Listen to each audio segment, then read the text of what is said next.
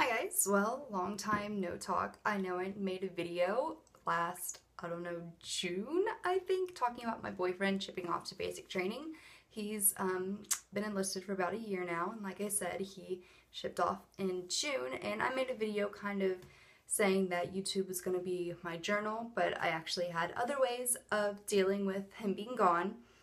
But I still had a lot of questions, and I actually turned to YouTube and forums and blogs for a lot of answers, so I thought I should probably just post on my YouTube the same questions that I had, and since he's back and he's fine and he's with me and he goes to college now, I thought I would share the answers to the questions that I had originally. So this doesn't have to do with just like a boyfriend or a girlfriend. It could be with like a loved one, a family, a father, a mother, anyone really. But these are just the questions that I had at the beginning that I didn't really know the answers to because I never knew anyone that was in the service or that was going to basic training. So I'll just go ahead and jump right into it. So the first question I had, of course, was, when will I get to talk to him? And he went to Fort Jackson and he had to fly down there, and he had his phone during reception. Reception is week 0, basically, where they're just getting checked in. Some soldiers do have their phones, some don't, but he did, so he did get to talk to me a little bit, which was nice because we just thought like the airport was like the last time we'd get to talk to each other. But I actually had another week, which was awesome. And then after week 0, they get shipped to their official base for basic training, and he had a 30-second phone call to call his mom and like say he was there and that he loved her. So if you're a parent, you'll probably get that call. If you're a girlfriend or boyfriend, you probably won't, but if you're close to the family, they'll tell you that they got the phone call that they're there.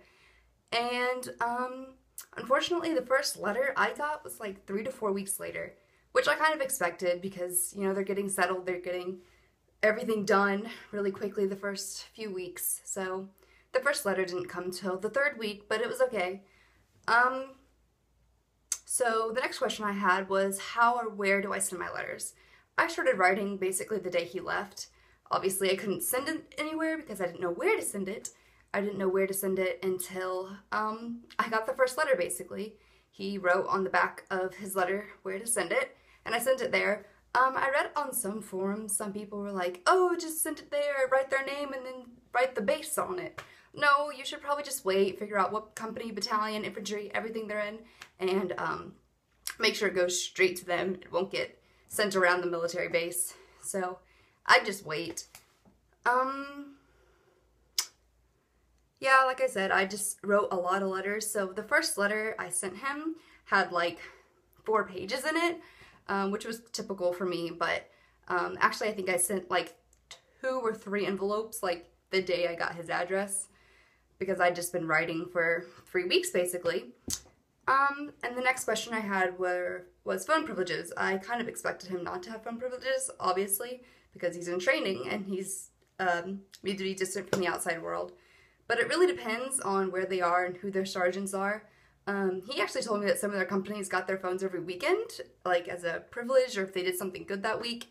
Some companies got them at the end of every phase. There's 3 phases, and they got to like call home after every phase. But he actually didn't get his phone until 16 days before graduation. I remember that because I got to talk to him for 16 minutes and it was 16 days, so it was kind of ironic. But yeah, so it was about 2 weeks before graduation, and they gave them their phones back, and I was walking around campus and I saw his name on my phone and I bursted into tears. I was crying the whole 16 minutes. He kept telling me to stop crying. He was going to cry and he was going to get yelled at. But it was obviously just really good to talk to him and hear his voice, and it was really reassuring. And the next question I had, obviously, is what are they doing? What are they learning there? And there's a lot of YouTube videos and, like I said, forums and blogs, and military.com actually really helped me with like week 0 through week 10, their red, white, and blue phases and what they're doing. And like I said, there's a lot of videos on YouTube if you want to check it out. And then actually the most helpful, which I didn't even know about until he wrote me, was they're probably going to have a Facebook page, which was awesome. I typed in their location, their company, battalion, and infantry, followed by their graduation date, and a lot of pictures, and just like updates on what they're doing were there, so I got to like see their progress and see him, which was awesome.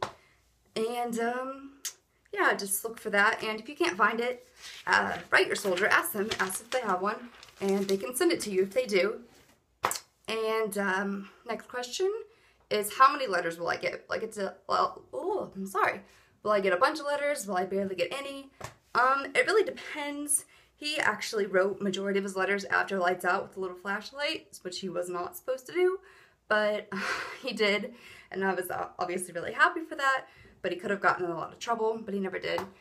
They have like fire guards and like guards during the night, and they have to clean and stuff, so it's pretty boring because everyone else is asleep, so he did it during that a lot too. But like after like the 3 or 4 weeks that I didn't get a letter, I got one probably about once, maybe twice a week if I was lucky. But he just kind of put multiple days into a letter. Like he'd write like a paragraph one day, 2 paragraphs the next, kind of depending on where they are and what they were doing, because sometimes they don't even stay in their barracks, they stay outside, so obviously they don't have the resources to write with. But it really depends on what they're doing. Obviously they're super busy, and if there's a lot of people writing them, it's gonna depend on how much they can write back to you. Next question I had running through my mind a lot is, what should I write him? Because obviously I missed him a lot, and I just wanted to sit there and sob and cry every time I started writing. But I knew that I couldn't send him that. I couldn't send him that I was broken up inside, because he doesn't need that. He's, you know, he's training, he needs to be strong, and he needs motivation. So that's what I did. I just mainly wrote motivational things. I started college when he was gone, so I just wrote about like college and how that was going. Obviously I wrote him how much I missed him, but I didn't like make it sappy or emotional and be like, oh my god, I miss you so much, I'm gonna die. Like, obviously that's over exaggerating. So you should say something like, I miss you so much, but I'm being so strong for you. He loved when I told him I was strong, because he just liked that I was waiting for him. And if you're a boyfriend or a girlfriend and you're waiting for your soldier, it obviously means the world to them, because that's a long time without them. Obviously don't write anything depressing, like I said. And what I did in my letters is, at the end of each letter I wrote a quote, whether it be like a favorite song or like a military quote or something inspirational, and he really enjoyed those. So that's just a suggestion. And the last question I have is, what will they write me? And my boyfriend wasn't very, or still isn't very sappy or like an emotional kind of guy, so he's not going to sit there and write me how much he misses me or blah blah blah. I mean, of course he told me, but that's not what his letters were mainly about. His letters are mainly journals. Every day he'd write a few sentences, if he could, about what they were doing that day. And that's good to know what they're doing.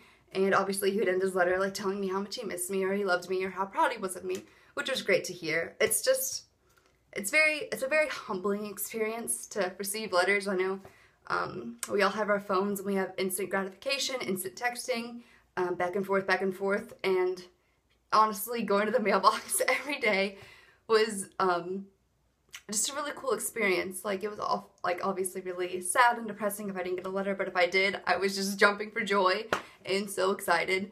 So it's just a really neat experience, and it was obviously very hard, and times I felt very weak, but at other times I felt very strong for being able to do this.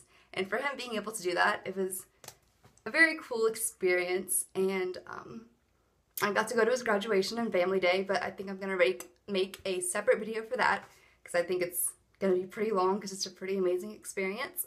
But if you have any other questions about how basic training goes, or how I got through it, you should definitely leave a comment, and I will try to get back to you. Thanks so much for watching.